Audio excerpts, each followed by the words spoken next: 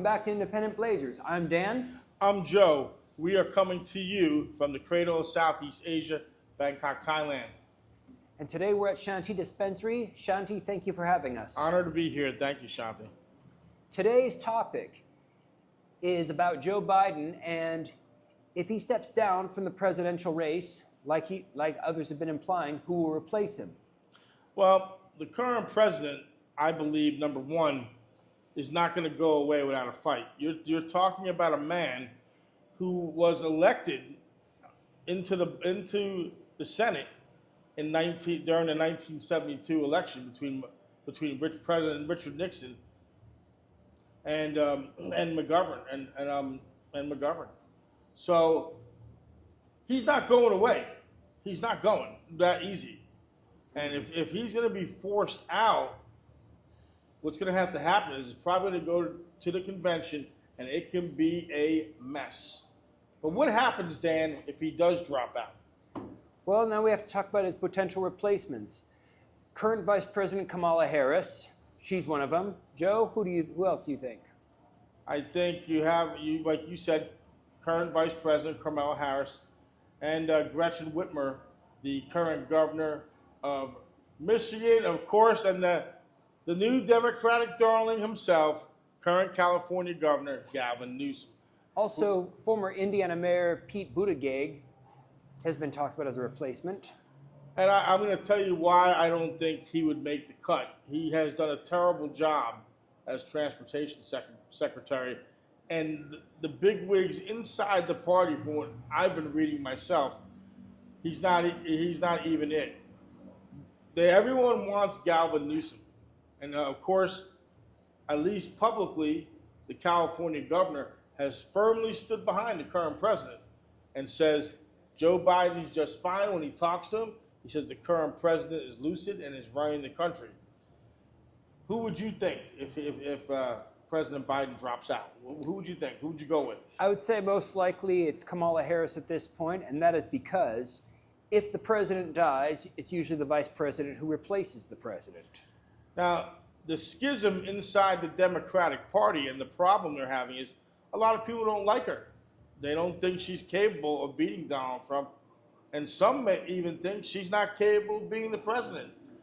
But there's a problem with that. And tell me one of the problems that could be if they kick her out, if they try to force her out. Well, some also, I don't know about the problem of trying to force her out, but I do know that some of her policies have been considered way too hawkish, both when she was district attorney of San Francisco and attorney general of California. She was responsible for a lot of mass incarceration, as was Joe Biden when he spearheaded the 1994 crime bill. Yeah, calling them African Americans super predators. That was Hillary who did that. Oh, it was Hillary? Okay, yeah. Stand corrected. But, with Kamala Harris, the current vice president, it would be hard to push her to the side unless she voluntarily won. I don't see that happening.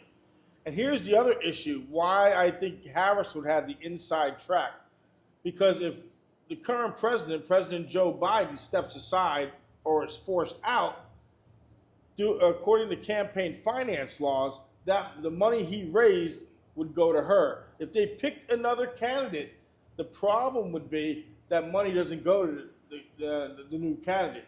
So I don't think that's been reported enough. Interesting. You have more insight on that than I do, I must say that. Well, and again, let's measure the three candidates. Gavin Newsom. What's your impression of Gavin Newsom, Governor of California? Well, that's, for one thing, I'm from California, and I remember when I would visit my parents there, and I remember when he was the mayor, he didn't exactly do the best job. Then when he became governor, I was quite surprised, but he's made a bad situation worse. California was in bad shape before he came in, so I'm not blaming any particular party, which most people tend to do. I'd say he just made it worse and not made it better. Well, the thing with Governor Newsom, he's a good debater. He's a very good speaker, whether you like his policies or not. He has that Hollywood look of a politician. And let me give the governor credit, the current governor. When he went on Fox News and was interviewed by Sean Hannity, he acquitted himself quite well. He answered the tough questions. Look, personally, I don't agree with him. to me, I don't believe in rewarding people for failing. He can't even run California. So you want to reward him by making him the presidential nominee? That's correct. Right. I don't think he's qualified, because running California is a tough job. It has over 40 million people, and it's about the size of Sweden. So that itself is not an easy job, but the United States itself is way tougher, plus foreign policy. I don't think he's a qualified candidate for it. And another thing I would like to point out is the Democrats in California, in the House, in their legislature, have a supermajority. So it's easy for him to get what he wants passed. Where in Washington, you have a split Congress. The Republicans have a slight advantage. They control the House slightly by 2 or 3 seats. So, and the Senate, even though the Democrats control the Senate right now, look, he would have to really compromise to get legislation through. Let's move on to the other candidate. I'm sorry, not second, but the third one, Gretchen Whitmer, governor of Michigan. What do you think? Your thoughts? I know nothing about her. I will let you do all the talking on this one, Joe. Well, she, look, her state of Michigan, it's center left, not by much. They had a Republican governor up until 2019. Up until recently, I believe the Republicans controlled the state house. So Michigan is not really a left state, maybe a little center left. And with her, she's considered by many to be a moderate. Many consider her the dark horse and consider her to be the best choice. Because right now, she's pretty popular in the state of Michigan. She would probably win re-election. This is her first term. No, I'm sorry. I corrected. Do we do it correct? She was re-elected in 2022. So she's on her second term. Her term's up in 2026. So she'll term limit out. So she is a governor who was re-elected. She has gotten legislation passed. So she could be probably the most formidable challenger. But again, I want to go back to the dynamics and the complications. Like it or not, President Biden is an incumbent president. He's not going to be that easy to push out. Number 2, are you going to tell Kamala Harris, the vice president, hey, we don't like you, you got to step aside? She's not going out without a fight. So the Democrats have a little bit of a quagmire here. Now, I think a potential solution, this may sound a bit naive of me, but I think a potential solution is for a moderate Democrat to step in. Whitmer's the most moderate out of the 3. Okay. That's but all. Again, easier said than done, because are the delegates going to turn against a current incumbent? And according to many Democrats, he's a great president. Now that's up to debate. That's up to you out there to decide. We're not here to try to influence you. Some think he's a great president. Some don't. I'm going to be honest with you. I don't. But however, we are independent blazers. We're independent in thinking and thought. So you may have a different opinion on the issue. Dan, what is your opinion? Is Biden a great president or not? No, I do not think so.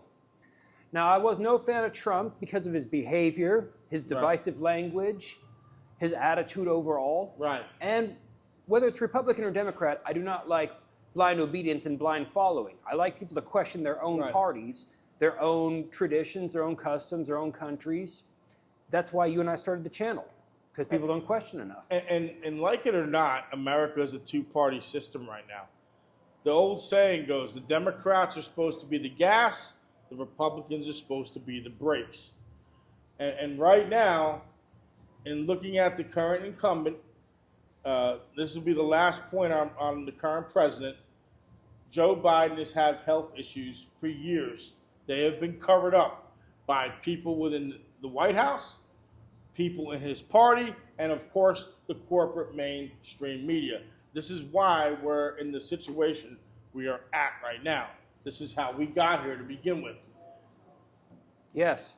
And as with Trump, years ago, people asked, how could someone like Trump even be considered to be elected? And I said, well, the way it had been going for so long, people were tired of the old system, They were so sick of it, they were willing for a change, a terrifying change at that. I'm quoting Jonathan Pye there, excuse me. Right. And believe it or not, and I don't know if a lot of people know this is not the first time something's been covered up inside the U.S. government as far as the president. Woodrow Wilson allegedly had a stroke inside the White House. It was covered up.